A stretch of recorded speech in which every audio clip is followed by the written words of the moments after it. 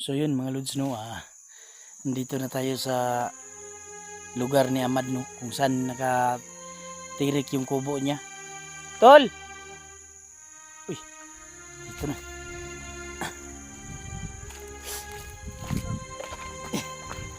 Yuntahan na ka tol kasi para ayan no mga lods no.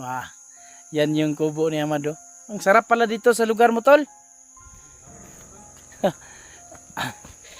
May hagdan-hagdan palayan ka pa tol oh.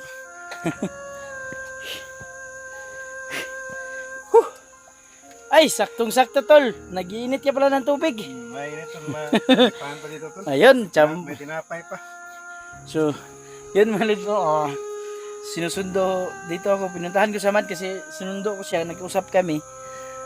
Sunduin ko siya kasi papunta kami doon sa location no, kung saan dinala yung si Rusty at saka yung anak niya. Sama kasi namin siya sa explore no. Yeah, kumusta naman yung pamumuhay mo dito tol? Hindi okay na tol. Masarap pala talaga dito sa yung aso mo sa kapitbahay itong aso ko tol. Sarap pala dito tol oh. Yung misis mo? Nandun sa loob.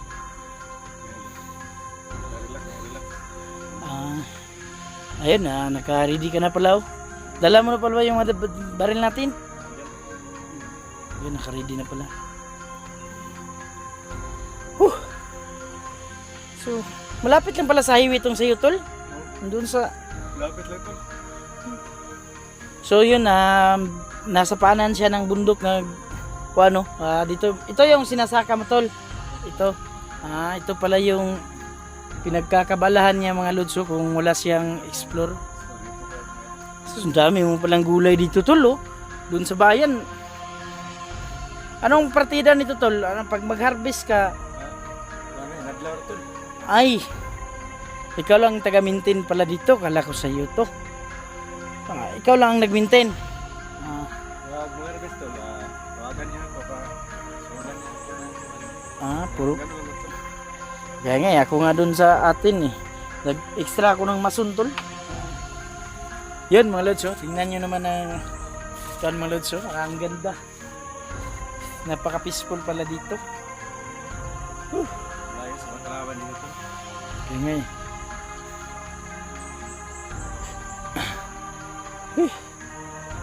Marami palang dumadaan dito ng mga kuwantel. Mga kapitbahay na tol.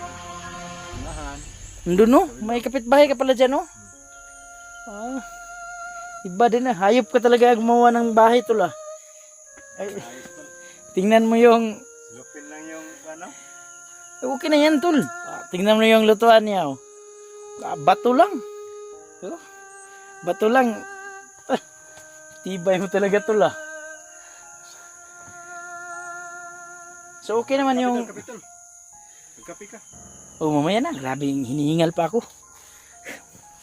Okay ba? Okay yung pamuhay nyo ng misis mo dito? Okay lang yung misis mo? Okay lang. Sanay matrabaho ah. Trabaho lang yun. Kaya yan ang masarap. Sarap pala dito. Napakatahimik ah. Sarap mamuhay ng tahimik tol. Kaya nga eh. So ano ba yung misis mo? May sakit? Irubo ba? Hindi. Napupuwet lang. Hmm. Galing sa trabaho. Yan nga eh. Yan ang...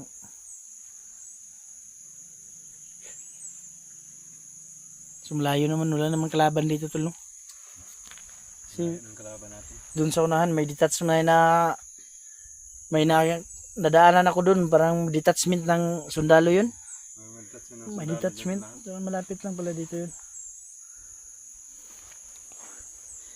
So yun mga idol no. Sinusundo ko si Amad no. So Arol, handa ka na ba? Nagpaalam ka na sa misis mo at lalakad na tayo? May palpag ng bag na. So ayun. See, so yun ho, magandang araw sa inyo mga idol no. Dito na naman kami no at kasama ko si Amad at yun yun pa rin ang goal natin na malapit na tayo sa area kung saan natin positive baka doon dinala si Rusty at saka si ang yung anak niya no, dinala ni Pangil no. So subukan natin tingnan ang area no kung andun ba sila. At pagkasakali din tayo baka makasalubong natin sila Tulnio dito no. At saka si Kadjo kasi ayun may sa kasamang palad si Kadjo masugatan no mga lods no. May sugat sa kanyang paa dito sa may isang binti niya. So kailangan din natin silang puntahan at para malunasan natin no kung anong dapat natin gawin doon. So yun mga idol. Sana ipagdasal nyo na sana walang masamang mangyari sa amin no. So shout out nga pala sa iyo no. Ma'am Dina Di Guzman na peace tayo ma'am. So yun sa'yo rin Sir Herman Makahilos no. Shout out sa iyo sir. At Mami Bibot, ingat ka lagi dyan Mami Bibot no. Ma'am Gloria Camuglia, nanay, ingat ka palagi dyan no. Shout out sa iyo na big love shout out. At shout out din sa Team Hunter no. Kayo lang sapat na yung mga admin natin doon sila ni Ma'am Nitay ko no. Ma'am Ara Carlos saka si may isa yun kumare ko si si Ma'am Mi Santos no. Shout out sa iyo ma'am, Mare. Shout out sa iyo. So yun malod sana samahan nyo kami hanggang sa dulo no at palagi nyo sana suportahan ng aming YouTube channel no. At yun mga idol kung may comment kayo follow nyo po ako sa aking Facebook page no George Compok Jr. Yan pwede nyo akong i-PM dyan at pwede kung may mga tanong kayo sa akin pwede nyo akong tanungin dyan kasi kung sa comment section no pag maraming nagko-comment matatabunan yun at hindi natin masasagot lahat yun. So please follow my Facebook page no George Compok Jr. Yun mga lods. So malapit na kami sa location no kung saan posibleng tinago ni Pangil ang mag-ama na si Rusty at ang kanyang anak. So kailangan nating madali ang makuha no kasi kawawa yon yung bata. So hindi natin alam kung ano ang pinagdadaan ng trauma yon. So ayun samahan niyo ako mga lods. So ayun tuloy tayo andito si Ahmad sa unahan no. Tol. Kung malapit na tayo sa area tol.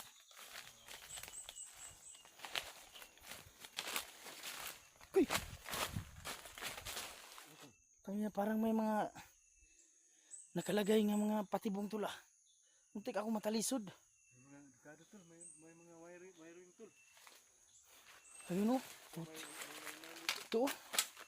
Tangina, may mga batik na kung tawagin dito sa bundok batik.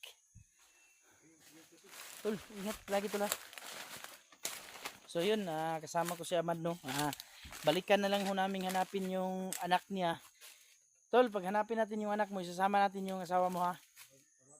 Pag matapos ng misyon na to.